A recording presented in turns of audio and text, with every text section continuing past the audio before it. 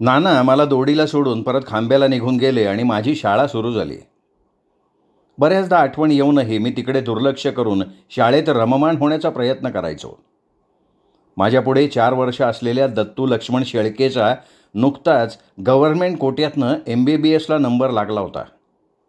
शाळेच्या इतिहासात प्रथमच कोणीतरी वैद्यकीय क्षेत्रात पहिल्यांदा पाऊल टाकलं होतं, तेही स्वतःच्या मार्कांवर. शाळेनं त्याचा येणाऱ्या 15 ऑगस्टला झेंडावंदन झाल्यावर सत्कार करायचं ठरवलं होतं.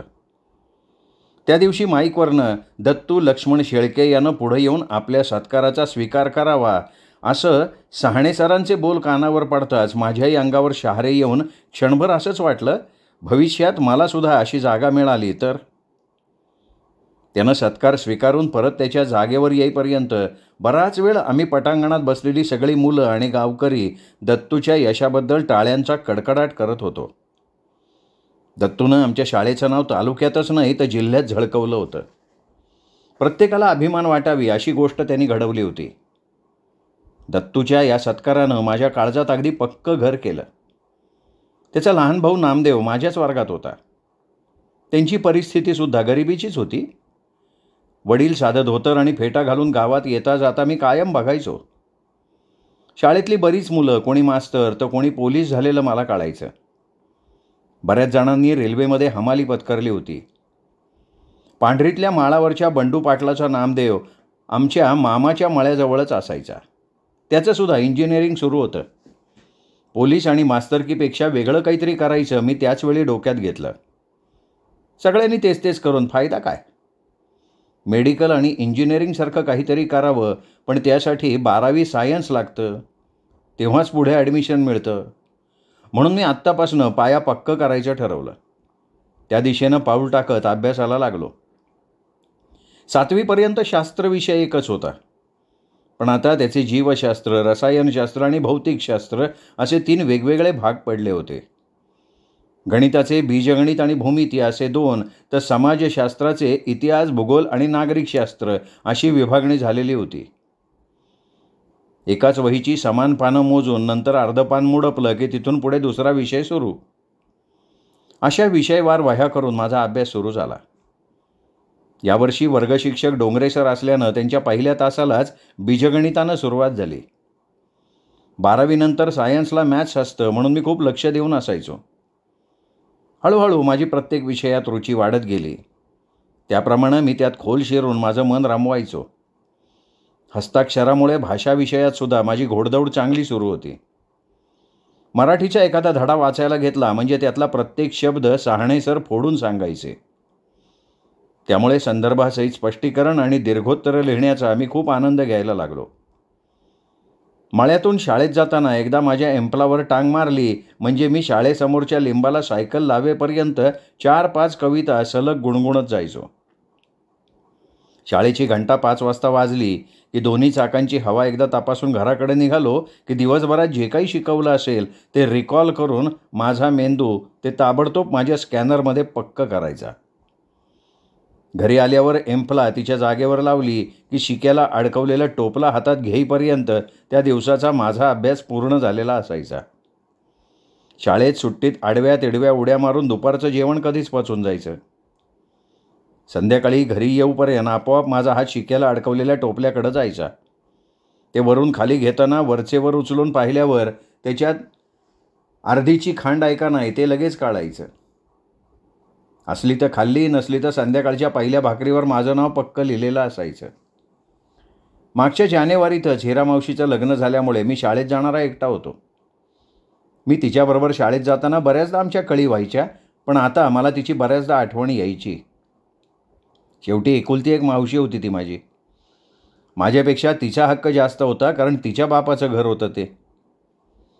संध्याकाळी जेवल्यानंतर कधी एकदा अंथरुणावर आडवा होईन असं होऊन जायचं. सकाळी उठल्यानंतर जेवढं होईल तेवढं वाचन करून पुन्हा आपली शाळा सुरू. 9 वाजता दगडूबाबाचा राजू खालून खंगळीकडनं जोरात आवाज द्यायचा, "नेवृती, ए नेवृती, अरे चल ना लवकर. तू येत असाच पुढं रस्त्याला, मी इकडून पुढे येतो चारीला महादेवाच्या मंदिरापाशी. भागा बाबा, लवकर पाठव तुझ्या नाताला." असं म्हणत तो लांबूनच आवाज देऊन मला पुढं आडवा यायचा. घर आणि रस्ता याच्यामध्ये 200-300 फुटांचं वावर असल्यानं तो कायम तिकडनं आरोळी द्यायचा. राजू आल्यावर माझ्या जीवात जीव येई. सोमवार ते शुक्रवार शाळा झाल्यानंतर मात्र शनिवारी दुपारनंतर आणि रविवारी दिवसभर कांद्याची लागवड, भुईमुगाच्या शेंगांची काढणी, कांदे काढणे आणि कापणी अशी हाताजोगी कामं असली म्हणजे आठवड्यातून हमखास 2 दिवस मला काम असायचं. घरातली सगळी माणसं काम करणार आणि मी थोडाच बसून खाणार. माझ्या मतलबापुरतं तरी मला करावं लागणार हे मलाही मान्य होतं. कांदे लावताना वाफ्यात बसून माझा हात चुनू चुनू फिरायचा, पण या कामाला जोडीदार पक्का लागायचा. मागच्या वर्षापर्यंत बऱ्याच वेळेला माझी आणि मावशीची जोडी ठरलेली होती, पण तिच्या लग्नामुळं आता ती जोडी फुटली. नंतर मी बऱ्याचदा सरू मामीबरोबर कांदे लावायचो. खुरप्यानं एकदा लांब खोलगट गही ओढली की त्या 4 बोटांच्या अंतरावर कांद्याचं एक एक रोप सरळ रेषेत टेकून त्यांच्या मुळ्या कोरड्या मातीनं बुजवायच्या. मग पाठीमागं मागं सरकत हळूहळू माझी पात पुढं सरकायची. बऱ्याच जणींना सांगायची, माझा नखा एवढा नातू लय कामाचा, कधी कटाळा नाही पोराला, हाताला जे लागण ते काम करतं, तसं त्याचं त्याच्या गावाला इकडच्यापेक्षा चांगलं, पण कामाची लाज ठेवली नाही, काय करती बाई, लेकीसाठी करावं लागतंय सगळं. असं म्हटल्यावर मला खांब्याची आठवण यायची. भुईमुगाच्या शेंगा काढायचं काम असलं म्हणजे दिवसभर भाकर खायचं कामच नव्हतं. एकदा असंच सकाळपासून बरोबर तिला पाला उपटून द्यायला गेलो. दिवसभर कच्च्या शेंगांवर तडाखा उठवला. घरी आल्यानंतर जे ढेंडाळं लागलं का विचारायची सोय नाही. तेव्हापासनं कानाला खडा. ओल्या शेंगा छे, भाजल्याशिवाय मी आजपर्यंत एवढ्या जास्त कधीच खाल्ल्या नाहीत. शाळा भरायच्या अगोदर पडवीत खेळताना कोणीतरी पुढच्या वर्गातलं पोरगं भिंतीवर काढलेल्या नकाशावरील राज्य आणि जिल्ह्यावर हात झाकून ते नाव मला विचारायचं, सांग र जोऱ्या, कोणतं राज्य आहे हाताखाली. मी तोपर्यंत उलट्या दिशेकडे बघत असायचो. तो आता बघ म्हणल्यावर हाताखालचं राज्य जिल्हा मी क्षणात सांगून मोकळा व्हायचो. असे भिंतीवरचे सगळे नकाशे माझे तेव्हाच पाठ होऊन गेलेले होते. त्यामुळे या बाबतीत मी शाळेत तेव्हाच फेमस होऊन गेलो होतो. 6माही परीक्षा झाल्यावर मी पहिल्यांदा मालट्रक पकडून एकटा खांब्याला गेलो. यंदा पाऊस चांगला झाल्यानं डोंगर अजून हिरवेगार होते. ओढ्याला कमरे इतकं पाणी वाहत होतं. यंदाची दिवाळी तशी मजेत गेली. थोडेच फटाके वाजवले पण मजा जास्त आली. 10-12 दिवस खांब्याला राहून परत दोडीला जायचा मला कंटाळा यायला लागला. पण आता मागच्यासारखी दोडीला जाणार नाही अशी भानगड करून चालणारच नव्हतं. दुसऱ्या दिवशी सकाळी आमचे बाबा नानांना म्हणाले, अरे सायाजी, औंधा कारखान्याची साखर का बरं नाही आली या दिवाळीला? बघ की जाऊन एकदा. अरे आपल्या हक्काची आहे भावती, कशाला सोडायची मग तशीच? त्यांच्या ध्यानातून गेलं तर आपल्या थोडं गेलं आहे. नेवरतीला सोडायला दोडीला जाशीन तेव्हा जाऊन ये. नानांनी ऐकून घेतलं. मी पण ओट्यावर बसून सगळं कान देऊन ऐकत होतो. कारखाना म्हटल्यावर मला जरा बरं वाटलं. पण मला दोडीला सोडल्यावर कारखाना येणार म्हणून मी जरा हिरमुसलो. आत्तापर्यंत शाळेत जाता येता मी कारखान्याचं धुराडं लांबून बघायचो. नानांची आणि बाबांची बऱ्याच वेळ चर्चा सुरू होती. आमचा संगमनेर कारखाना दरवर्षी सभासदांना दिवाळीला 15 किलो साखर फुकट द्यायचा. ती साखर आणली की सणाची कटकट मिटायची. त्यातली काही साखर नाना दरवर्षी बाबांना ध्यान करून द्यायचे. यावर्षी ती मिळाली नाही म्हणून पोराला सकाळी ध्यानात आणून द्यायला ते इकडं गारक्याला आले होते. ते गेल्यावर, नाना आपल्याला जाताना कारखाना नाही बघता येणार का? मला लय दिवसापासून बघायचं आहे. असं माझ्या मनातलं बोलून मी मोकळा झालो. जाता येईन पण ताब्यात घेतलेली साखर कुठेतरी ठेवा लागन. सभासदाला कधी विपाकता येतोय कारखाना. असं नानांनी म्हटल्यामुळे मला एकदम चांगलं वाटलं.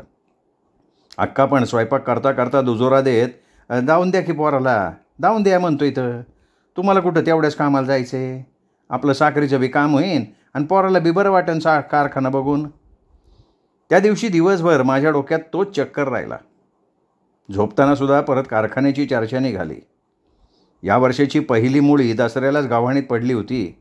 मी दिवाळीला तिकडून येतानाच कारखान्यावर रंगीबेरंगी पताकांचा बराच झगमगाट दिसत होता.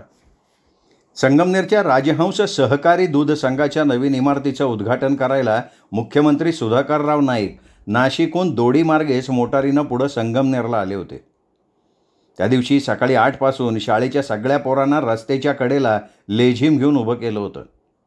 आम्हाला सांगितलं होतं मुख्यमंत्री आपल्या शाळेत येणार आहे म्हणून. मग मी पण भरपूर खुश होतो. तास दीड तास आम्हाला रस्त्याच्या कडेला ताटकळत उभं राहावं लागलं होतं. मध्येच सायरनचा मोठा आवाज करत 9-10 गाड्या आमच्या समोरून जोरात निघून गेल्या. नंतर कळलं की त्यांना पुढे जायला उशीर झाला होता. या गोष्टीची मला खूप चीड आली. आम्ही बरेच जणांनी खूप हातपाय आपटले. शेवटी आमच्या हातात नसलं तरी पायात होतं असं म्हणावं लागेल. आता योग बरोबर जुळून आला होता. 1-2 दिवसात मला नाना दोडीला शाळेला सोडायला येतील असा अंदाज झोपता झोपता मी लावत होतो. तेवढ्यात, "नेवरती, उद्या तुझं आवरून ठोई समज. येतो तुला सोडून आणि जाता जाता जमलं तर देतो धावून तुला कारखाना बी आपला." नानांनी असं म्हटल्यावर बराच वेळ मी विचार करत बसलो. काय आवरून द्यायचे? चड्डी, बनेन, टावेल भरला का झालं? काय टाईम लागत नाही त्याला आवरायला. अंथरुणावर पडल्या पडल्या विचार येत होते. उद्या सुट्टीचा माझा शेवटचा दिवस होता, त्यामुळे जरा मनाला वाईट वाटत होतं. पण परवा बऱ्याच दिवसाचं मनात साठवलेलं कारखान्याचं चित्र मी प्रत्यक्षात बघणार होतो, या आनंदात मी झोपी गेलो. सकाळी उठल्यानंतर दत्ताबरोबर गायींसाठी घास कापायला निघून गेलो, पण मन काही रमत नव्हतं. उद्या जायचं म्हणून माझं कामावर लक्ष नव्हतं. त्यामुळे माझ्याच हातातल्या वेळ्यानं बोटाचा चांगला चांदरा उडावला. घास कापायची मला जास्त सवय नसल्यामुळे ही भानगड झाली होती. कापलेल्या जागेवरनं बरंच रक्त यायला लागलं होतं. त्यामुळे कापून झालेल्या घासाचं गठुडं डोक्यावर घेतलं आणि त्याच तंद्रीत घरी गेलो. बोटाला लगेच चिरगुड बांधून टाकलं. दुपारनंतर बोट चांगलं ठसठस करायला लागलं. दुसऱ्या दिवशी सकाळी निघायचं होतं, त्यामुळे मला बोट कापलं म्हणून कोणीही काहीही बोललं नाही. रात्री जेवताना अक्कानं, "या पोराचं हांग लय कडू. थोडं जरी लागलं कुठं काही तर ते लगेच पिकलं म्हणून समजा. काय करावं आपण तरी? उद्या लोकांच्या तिकडं असंच काय करता, काय केलं तर काय करायचं? याच्याकडं ध्यान ठेवायला त्यांना काय तेवढाच उद्योग आहे वय? त्यांची कामधामं सोडून एक तर ते तुला सांभाळत्या तेच लय झालं. भाऊ चपळपणा काय कामाचं नाही." स्वयंपाक करता करता ती बराच वेळ आत्मक्लेश करून घेत होती.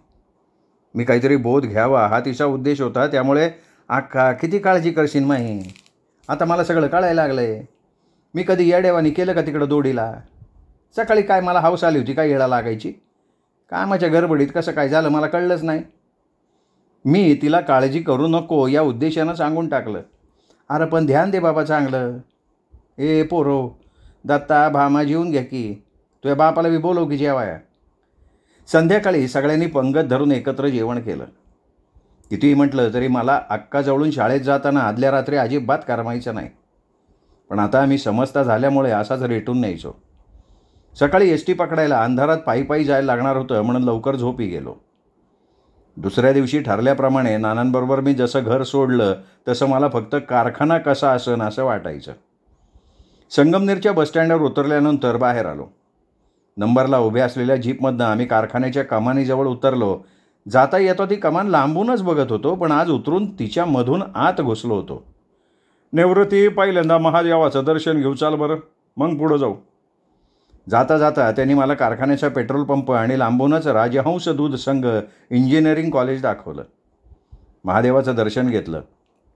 आज जाताना दाट झाडी आणि गाड्यांची ये-जा, त्यामुळे एकदम जिवंतपणा जाणवत होता. मधूनच कामगारांसाठी भोंगा वाजायचा. पुढं जाऊन नाना कारखाना पाहायची परवानगी ऑफिसातनं घेऊन आले आणि आम्ही दोघं आत घुसलो. मुळी जिथं गव्हाणीत टाकतात तिथून त्याचा रस करणं, तो शुद्ध करणं, त्याची शेवटी साखर होणं, या सगळ्या गोष्टी मला नानांनी दाखवल्या. आम्ही परत खालच्या ऑफिसात आलो. घरून आणलेलं भाकरीचं पेंडकं समोरच्या झाडाच्या दाट सावलीत सोडून आमची न्याहारी उरकली. तेवढ्यात तिथं लाल दिव्याची एक जीपगाडी आली. त्यातून एक रुबाबदार साहेब खाली उतरले, ऑफिसात गेले. गाडी बघताच आजूबाजूचे कर्मचारी पळापळ करायला लागले. त्याच्यानंतर पांढऱ्या फॅट गाडीत सहकार महर्षी भाऊसाहेब संतुजी थोरात आले. मागच्या सीटवर बसून ते पेपर वाचण्यात गुंग होते. गाडी ऑफिससमोर आल्यावर शिपायानं गाडीचा दरवाजा उघडला, तेव्हा त्यांनी परत पेपरला घडी मारली, हातात काठी घेऊन उतरले. ज्या विद्वान माणसानं आमचा सहकारी साखर कारखाना उभा केला त्या माणसाला मी इतक्या जवळून पहिल्यांदा बघत होतो. आत्तापर्यंत त्यांच्याबद्दल फक्त ऐकलं होतं. नाना जवळच उभे असल्यामुळे लगेच पुढे जाऊन त्यांनी वाकून नमस्कार केला. बाकीचीही मंडळी नमस्कार घालत होती.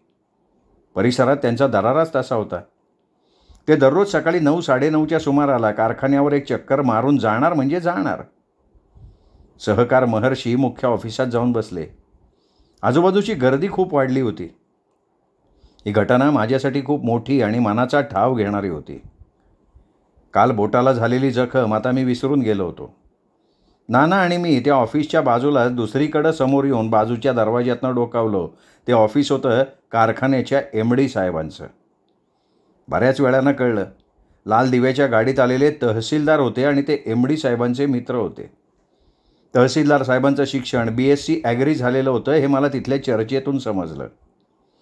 नंतर बऱ्याच वेळानं ते साहेब बाहेर आले, त्यांच्या गाडीत बसून परत निघून गेले. त्यांना त्यांच्या गाडीपर्यंत सोडवायला MD साहेब पण आले होते. ते निघून गेल्यानंतर नानांनी माझ्याकडे बघत, "नेवृत्ती, पाहिलं ना कसं असं ते साहेब लोकाचं काम. तू बी असंच काहीतरी कर भाऊ. नाव कमाव आमचं, चांगलं डोकं आहे तुला. नाही तर आमचं काय खरं नाही. आमची सगळी मादार तू ह्यावर आहे. शाळाला काय लागन ते सांग, देतो तुला सगळं. एक टायमाला आम्हाला नसलं तरी बी चालन." मी हे सगळं वैभव पाहत राहिलो. एवढा मोठा कारखाना, त्याचे साहेब लोक माझ्या मनात घर करून गेले. सगळ्यात महत्त्वाचं, त्या लाल दिव्याच्या गाडीतल्या साहेबानं माझं मन आतून पोखरून टाकलं होतं. परत परत मला तो अधिकारी दिसत होता. त्याच्या त्या रुबाबामध्ये मला सारखं माझं भविष्य दिसत होतं. कारखाना पाहून मी खरोखर धन्य झालो होतो. बऱ्याच दिवसांची इच्छा पूर्ण झाली होती. कारखान्यानं साखर तयार केली होती आणि माझ्या मनात तिचा गोडवा तयार झाला होता. या साहेबासारखं पुढे आपणही BSc ॲग्रीसारखं काहीतरी शिकायचं हे मी ठरवून टाकलं होतं. माझ्या ध्येयानं मला नक्कीच साथ घातली होती. "चला, बराच टाईम झाला आहे. तुला दोडीला सोडून मला परत खांब्याला जायचं आहे. गाडी हाती लागली पाहिजे मला 5ची." कारखान्यावर मिळालेली साखर डोक्यावर घेत नाना म्हणाले, मीही माझी पिशवी बगलात अडकवून त्यांच्या मागं माझं ध्येय उराशी घेऊन निघालो. संगमनेरचा साखर कारखाना पाहून आल्यानंतर माझ्या अभ्यासात आपोआप बदल होत असल्याचं माझ्या लक्षात आलं होतं. माझ्या ध्येयाच्या दिशेनं माझी वाटचाल चालू झाली होती. अभ्यास एके अभ्यास असा माझा पाढा सुरू होता. त्या वर्षीचं गॅदरिंग आम्ही गाजवलं. डोंगरे सर क्लास टीचर असल्यानं त्याने आम्हाला चांगलं नाटक बसवून दिलं होतं. मी आणि पांडू आव्हाड शिपाई झालो होतो. त्यावेळी मी खंडोबाच्या गाण्यातही भाग घेतला होता. 26 जानेवारी जवळ आल्यानं आदर्श विद्यार्थी निवडायची कार्यवाही सुरू झाली होती. ही सगळी प्रक्रिया पाटेकर सर बघणार होते. सरांनी प्रत्येक वर्गातून पहिल्यांदा एकेका विद्यार्थ्याची निवड केली. मग एक दिवस प्रत्येकाला वर्गात बोलावून मुलाखतीसारखे प्रश्न त्यांनी विचारले. 8वीच्या वर्गातनं मला बोलावण्यात आलं होतं. माझ्यासाठी ती फार आश्चर्याची गोष्ट होती. मागास वर्गाची 5 रुपये स्कॉलरशिपही मला महिन्याला मिळायची. बऱ्याच वेळेला विंचू भाऊसाहेब मला वर्गात नोटीस पाठवून बोलवून घ्यायचे आणि तिकीट लावून माझ्या हातात स्कॉलरशिपचे पैसे ठेवायचे. याचं मला खूप विशेष वाटायचं. कधीकधी परदेशी भाऊसाहेब पण मला शिष्यवृत्ती द्यायचे. ते सुट्टीच्या दिवशी दादा पाटील केदार यांच्या कांदा आडतीच्या दुकानावर लिखापडीच्या कामाला जायचे. माझा सोपान मामा रोज तिथंच हमाली करत होता. मी स्कॉलरशिप घ्यायला जायचो तेव्हा ते माझ्या पाठीवर हात फिरवून कायम सांगायचे, "मामाचं नाव कमवशील बेटा तू." हे ऐकल्यावर माझाही ऊर भरून यायचा. वर्गात जरी माझा 3रा नंबर यायचा तरी पहिल्या 2ऱ्या नंबरवाल्यांना सोडून मला स्कॉलरशिप मिळायची. एकट्यात कधीही गोष्ट आठवली तरी माझ्या अंगावर काटा यायचा. माझा मीच विचार करत बसायचो. दुसऱ्याच्या गावात येऊन शिकत असलेला मी शिक्षकांना हुशारीची चुणूक दाखवू लागल्यानं त्यांनी माझी आदर्श विद्यार्थी म्हणून निवड केलेली असावी. पाटेकर सर आणि कोराळकर सर दुसऱ्या दिवशी एकाला आत घेऊन प्रश्न विचारत होते. माझा नंबर आला. नाव विचारण्याचा प्रश्नच नव्हता, कारण ते मला व्यक्तिशः ओळखत होते. तरी नाव विचारून त्यांनी प्रश्न उत्तराची सुरुवात केली. "तुझ्या गावाची माहिती सांग. तू इथे कोणाकडे आणि का राहतो ते सांग." हे विचारताच मी ताबडतोब प्रश्नांची उत्तरं दिली. वर्गात मी कायम नेटनेटका असायचो. कबड्डी आणि खो खोमध्येही मी लहान गटात चांगला खेळायचो. माझा सोपान मामा त्यांचाच विद्यार्थी असल्यामुळं त्यांना सगळं माहिती होतंच. बाकी बारीक सारीक प्रश्न विचारून त्यांनी दुसऱ्या मुलाला बोलवलं. 26 जानेवारीच्या दिवशी झेंडा वंदनानंतर बक्षीस वाटप सुरू झालं. आपलं नाव आदर्श विद्यार्थी म्हणून येईल का असं माझ्या मनात सतत येत होतं. पण काही कारणास्तव आदर्श विद्यार्थी निवडीची त्यावर्षीची प्रक्रिया लांबणीवर पडली आणि मी माझ्या नावाची वाट बघणं सोडून दिलं. नंतर माझा अभ्यास मी चालू केला होता. 8वीची परीक्षा सुरू होऊन गेली होती. प्रत्येक पेपरचा अभ्यास माझा अगोदरच होऊन गेलेला असायचा. पेपरच्या दिवशी फक्त रिव्हिजन बाकी ठेवायचो. सगळे पेपर संपवून मी लगेच सुट्टीला निघून गेलो. मागल्या वर्षी वाहिली निघाल्यामुळे कामाचा जास्त ताण होता, म्हणून मी 1 मेला निकाल आणायला दोडीला आलोच नाही. लगीन सराईत सोपान मामा एका पाहुण्याच्या लग्नाला खांब्याला आला, तेव्हा तो माझं मार्कशीट घेऊन आला होता. ते माझ्या हातात देताना तो थोडा हसला. त्यावर 77% असं लिहिलेलं होतं. अक्कानं लगेच साखरेचा डबा घेत मामाच्या हातावर साखर टेकवली. मागच्या वर्षीच आम्ही वेगळं निघाल्यामुळे आता कर्ज लवकर कमी व्हावं यासाठी नाना आणि अक्का तुई करत होते. मला सुट्टी लागली म्हणून त्यांना बरं वाटलं होतं. आणखीन एक जण हाताखाली आला म्हणजे उद्याचं काम आज निपटायचं. उन्हाळाभर घरची बारीक सारीक कामं करता करता सुट्टी कधी संपली हे कळलं सुद्धा नाही आणि पुन्हा नाही हा करता करता मला नानांनी दोडीला आणून सोडलं. येता येता अक्का म्हणाली, आता थोडं राहिलं माझ्या राजा, लय गुणी पोरगं आहे माझं. इतके दिवस काढले, आता एखादं वर्ष काढ, कल्याण होईन की तुझं. मराठीचे पानसरे आबा आता 9वीला आमचे क्लास टीचर होते. तसे दिसायला शांत, पण ठोकायला लागले की ते किती कडक होते ते समजायचं. स्वातंत्र्यवीर सावरकरांच्या गावाशेजारचे होते ते. मराठीत व्याकरण चालवायच्या बाबतीत त्यांचा हात भले सुद्धा धरू शकत नव्हते. शब्दाच्या जातीपासनं ते व्याकरणाच्या वृत्त अलंकारानं शेवट होईपर्यंत आबा हटत नसायचे. धडा चालू असताना येणारे वाक्प्रचार, म्हणी, तसेच नवीन शब्द चालू आमच्या डोक्यात नट बोल्ट लावून लगेच फिट्ट करून टाकत. डोंगरे सरांचंही तसंच होतं. गणितामधलं एखादं मॉडेल गणित त्यांनी सोडवून दिलं म्हणजे बाकीचं कुठलंही गणित आम्हाला सोडवायला दिलं की 2 मिनिटात माझा बेंच पार्टनर राजू आव्हाड ते सोडवून त्यांच्यापुढं वही घेऊन हजर व्हायचा. मला त्याचा खूप अभिमान वाटायचा. अचानक एके दिवशी वर्गात प्राणेश सानप आणि शरद आव्हाड यांचं भांडण जुंपलं. त्या दोघांची घरं शेजारी होती. तिकडंही त्यांचं काहीतरी बी नसलं होतं. हे बाकीचं रामायण आम्हाला काही माहीत नव्हतं. त्या दिवसापासून ते दोघं एकमेकांशी बोलायचे बंद झाले. काही देणं घेणं नसताना आम्ही सुद्धा या भांडणात पडलो आणि चांगले 4-5 महिने शरदबरोबर मी आबोला धरला. परीक्षा जवळ आल्यावर आमची परत युती झाली. तोपर्यंत आम्ही नुसते एकमेकांकडे बघायचो. कधी प्रसंग आला असता आम्ही जास्त जण असायचो म्हणून तो माघार घ्यायचा. त्यावेळच्या त्याच्या त्या हिमतीला खरंच दाद द्यावी लागेल. एकटा असूनही न घाबरता आमच्यासमोर उभा राहायचा तो. त्याचे वडील आनंदा टेलर आणि माझा मोठा काभू मामा लहानपणापासूनचे मित्र. ते बऱ्यापैकी बरोबर असायचे. शरदच्या घरी मी दुपारच्या सुट्टीत बऱ्याचदा माझी भाकर घेऊन जेवायला जायचो. त्याच्याशी आपण विनाकारण बोलत नाही याचं मला वाईट वाटलं, म्हणून मीच तडजोड करत सर्वांना एकमेकांशी बोलायला लावलं. इंग्रजीचे पाटेकर सर त्यांचा काहीतरी कोर्स करायला परगावी गेल्यानं आम्हाला आता त्यांच्याऐवजी गीते सर आले होते. पाटेकर सरांनी फळ्याच्यावर मोठ्या कागदाच्या तक्क्यावर 9वी आणि 10वीच्या वर्गावर 12 काळ लिहून ठेवलेले होते. ते कायम म्हणायचे, इंग्रजीत काळ एकदा पक्के झाले की आपला पुढचा काळ चांगला. शाळेत आल्यावर मोकळ्या वेळात किंवा एखाद्या तासाला सर वर्गात यायला उशीर झाला की मी त्या तक्क्याकडे बराच वेळ बघत राहायचो. गीते सरांचं सुद्धा तसंच होतं. ते जरी शाळेत नवीन आले असतील तरी त्यांचासुद्धा इंग्रजीत कोणी हात धरू शकत नव्हतं. गीते सर माझ्या खांब्याजवळचे. हे त्यांना आणि मला नंतर समजलं. समजल्यावर जवळीक आणखीन झाली. एकदा त्यांनी मला विचारलं, अरे जोरी, काय करायचं आहे पुढं तुला? त्यावर ॲग्रिकल्चरला जायचं आहे सर मला, असं सांगून मी मोकळा झालो होतो. नुसत्या प्रेमात पडून गेलो होतो मी ॲग्रिकल्चरच्या, पण कशाशी काय खातात आणि काय असतं ते अजून माहिती नव्हतं. मामाच्या घरी थोड्याफार कुरबुरी सुरू होत्या. असं काही व्हायचं म्हणून मी माझे कपडे स्वतः धुवायला लागलो. शनिवार रविवार कांदे लागणीचं हाताजोगं काम असलं तर मी नक्की किंवा मामीबरोबर जायचो. अधूनमधून दादा, निवृत्ती तू नव्या बुकाला गेला तेव्हा चांगलं लक्ष दे शाळाकडं, असं सांगायचा. त्याला माझी काळजी असायची. मधूनच फलाण्याचा फलाणा चांगला शिकला, आता नोकरीला लागला. फलाण्याचा बेस्ताना मुंबईला म्युन्सिपाल्टीत लागला. अशी उदाहरणं तुम्हाला द्यायचा. एखादं उदाहरण आपल्यासमोर असलं म्हणजे लय फरक पडतो हे त्याला अडाणी असूनसुद्धा कसं कळत होतं कोणास ठाऊक. मेहनत करता करता बचत करून दादानं सोपान आणि त्रिंबक मामाला 10वीपर्यंत रेटीत नेलं होतं. पण त्यांच्या नशिबानं चांगली साथ दिली नाही, त्याला कोण जबाबदार? त्रिंबक मामानं मिलिटरी सोडून परत हमाली धंदा पत्करला होता. 7 वर्ष तिकडं राहून त्याचा काही फायदाच झाला नव्हता. नंतर त्यांनी सोमनाथ बाबाच्या बिघाभर वावरात वाट्यानं टमाटे केले, पण त्यातही काही जमलं नाही. त्यामुळे तो परत हमालीकडे वळला.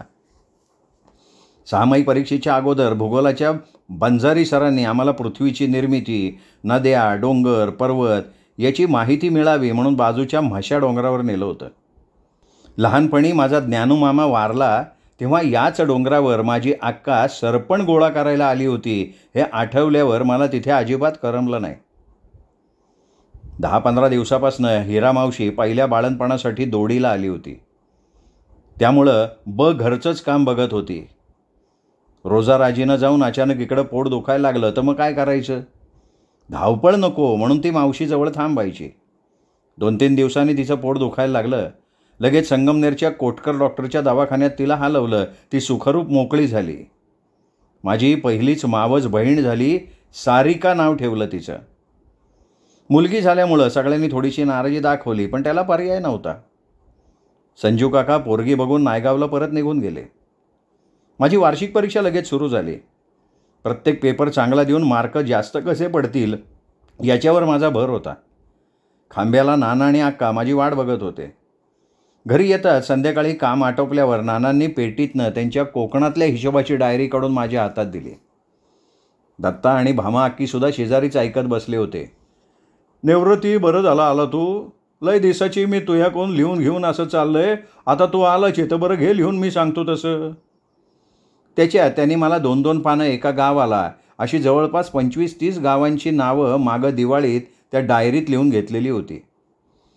माझं लहानपणापासून गणित पक्का असल्यामुळे ते त्यांच्या विकलेल्या मालाचा हिशोब मलाच लिहायला लावायचे. तो मी आवडीनं लिहायचो.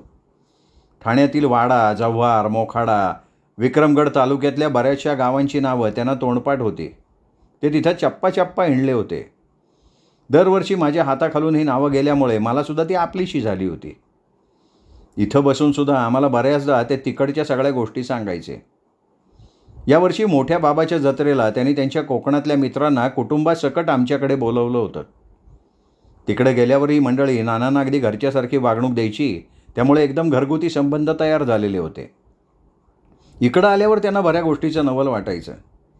जत्राच्या वेळी मी सुद्धा दोडीच्या दादाबरोबर 2-3 दिवस खांब्याला आलो होतो तेव्हा त्यांची आणि माझी भेट झाली होती.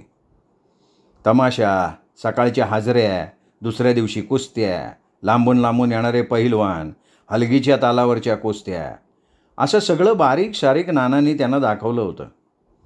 त्यांच्या गावाकडं कोकणात जाता जाता तुम्हीसुद्धा सगळे आमच्याकडे या असे सांगून ते गेले होते. पहिलं गावचं गाव आहे बरं. मला वाटतं जानू वलटेच्या गावाला गेलतो आम्ही पहिल्यांदा. तेच असन बहुतेक. दुपारे पाडा. पहिलं पान उचलत मी पण ते बघून, बरोबर आहे नाना तुमचं, दुपारी पाडाचे पहिल्या पानाव, असं मी सांगितलं. मग त्यांच्या म्हणण्याप्रमाणे सगळा बारीक सारीक तपशील बराच वेळ लिहित बसलो होतो. बऱ्याचदा यो धंदा म्या का लावून धरला माहिती का तुला? अरे आपण वायली निघालो तेव्हा 55,000 रुपये कर्ज होतं नुसतं आपल्याला. पहिल्यात पावसाळ्यात खडकवाडीच्या किसनभाऊ ढोकळ्यांनी जरा हात उसने दिले म्हणून जमलं. गावातल्या हातमागावरचं बरंच घोंगडं मी शुक्रवारच्या बाजारात दुपारपासून जमा करायचो. संध्याकाळपर्यंत 9-10 चौकडी व्हायच्या.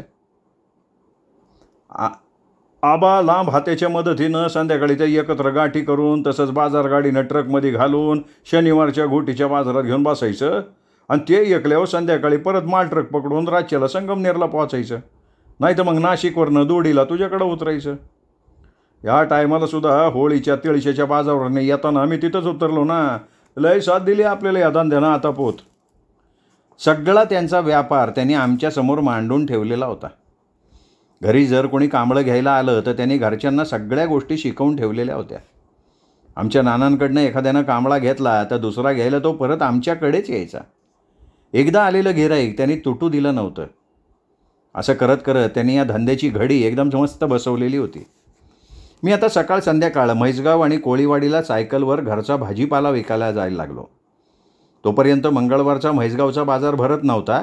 त्यामुळे बरेच लोक माझ्याकडनं ताजा ताजा भाजीपाला घ्यायचे. सायकलला मागच्या कॅरेजवर पाटीत मिरच्या, गवारीच्या शेंगा, भेंड्या आणि पुढच्या नळीला गोणीच्या झोळीत कांदे आणि तराजू घातलं म्हणजे मी निघालो. असं माझं उन्हाळाभर सुरू होतं. नंतर विहिरीचं पाणी संपल्यावर तेही बंद झालं. घरीसुद्धा काही काम राहिलं नाही म्हणून नुसतं झोपून राहण्यापेक्षा काहीतरी काम करायचं म्हणून मी अक्काबरोबर नाला बंडिंगच्या कामाला जायला लागलो. आमचे नेनू अण्णा, रखमा नानी, अक्का आणि मी अशी आमची टोळी. बंडिंगचा साहेब मुकादमाला हाताशी धरून अगोदर खड्डे करायचा, जागा मोजून द्यायचा, नंतर 15 दिवसांनी झालेल्या कामाचं मोजमाप व्हायचं. पगाराचा दिवस असला म्हणजे एखादं झाड बघून त्याच्या सावलीला सगळे कामगार त्या साहेबासमोर बसायचे. त्यांनी एकेकाचं नाव घ्यायचं. मुकादमाच्या हातनं मस्टरवर सही अंगठा घेतला म्हणजे मोठ्या गोणीत हात घालून तो साहेब 2-3 बंडलं काढायचा. काम केलेला प्रत्येकजण ते मिळालेले पैसे 3-3दा मोजून घ्यायचा. त्यांच्या 15 दिवसाच्या मेहनतीचं फळ असायचं ते. तसं पाहिलं तर हा पगार कामावर असणाऱ्या नवरा बायकोचा असायचा, पण घ्यायला असमानतेच्या तत्वानुसार नवरा पुढे असायचा. एवढं अंगमेहनतीचं काम करूनसुद्धा ती बिचारी कधी पुढे येत नव्हती किंवा निम्मा माझ्या हातात द्या असं ती कधीच म्हणाली नाही. विचार करण्यासारखी गोष्ट होती. हा खड्ड्यावर टिका फावडं घेऊन असायचा, तर ती भरून दिलेलं नाला बांधाच्या भिंतीवर नेऊन टाकायची. जाता येता प्रत्येक चक्करला तिच्या पोरासोरांना नजरेसमोर ठेवून तिचं प्रत्येक पाऊल पाडायचं. माझ्या मोठ्या बहिणीचं, नंदा अक्कीचं सुद्धा तसंच होतं. डोंगराची कुसळ वाळायला लागली की उन्हाळा लागला म्हणून समजायचा. तिथून पुढं पाऊस पडेपर्यंत कायम नाला बंडिंगच्या कामावरती परमनंट नेमलेली असायची. मला आता शाळेचे वेध लागले होते. पुढचं वर्ष मॅट्रिकचं असल्यामुळे आता जास्त टंगळमंगळ करून चालणार नव्हतं. तसा मागच्या 2 वर्षापासून मी मॅट्रिकचा पाया पक्का करायचा खूप प्रयत्न केला होता. त्यावर्षी पावसाळासुद्धा लवकर सुरू झाला नव्हता. 10वीचं वर्ष असल्यामुळे नानांनी मला संगमनेरच्या नेहरू चौकातल्या गुरु नानक वस्त्र भांडारमध्ये नेलं. या दुकानदारकडं नाना मागची उधारी जमा करायची आणि आजचा माल उधार घ्यायचे. हेच पगडीवाले दुकानदार शेठ आमच्या शुक्रवारच्या खांब्याच्या बाजारातसुद्धा दुकान लावायचे. तिथूनच नानांची खरी त्यांच्याशी ओळख वाढली. मला लागणारे सगळे कपडे नाना याच दुकानातनं घ्यायचे. आजची उधार खरेदी जरी असली तरी चहा पाजल्याशिवाय ते आम्हाला तसं जाऊ देत नव्हते. मी विचार करायचो, नाना शिकले जरी नसले जास्त तरी त्या मानानं मार्केटमध्ये पत मात्र जास्त कमावली आहे त्यांनी. माझा ऊर भरून यायचा. बोलता बोलता ते पगडीवाले शेठ माझ्याकडे मोर्चा वळवत म्हणाले, चांगलं शिक बेटा, तुझा बाप लय कष्टाळू आहे, लय कष्टाळू माणूस आहे तू. साहेब होऊन जा तू लवकर. तुमच्या बाजाराला येतो बऱ्याच दिवसापासून म्हणून आमची ओळख. चांगलं नाव काढ त्यांचं. अरे बेटा, या छोकऱ्याला चांगले कपडे दाखवा. असं त्यांनी नोकराला बजावल्यावर मी तिथे कपडे घेतले. वर्ष 10वीचं होतं म्हणून जीवनातली पहिली फुलपॅन्ट घेतली. शाळेत नियमच होता तो. 9वीपर्यंत सगळ्यांना हाफ पॅन्ट होती. भामा अक्कीची जुनी पुस्तकं असल्यामुळे पुस्तकं घ्यायचा प्रश्नच नव्हता. मग जोशी हॉटेलसमोरच्या अविद्या स्टोअर्समधनं फक्त वह्याच घेतल्या. शाळा उघडायच्या 2 दिवस अगोदर नानांनी मला दोडीला आणून सोडलं. शेवटचं वर्ष आहे तुझं इथलं, चांगलं मन लावून कर व्यवस्थित. आता तू शहाणा झाला आहे, जास्त काय सांगत नाही तुला.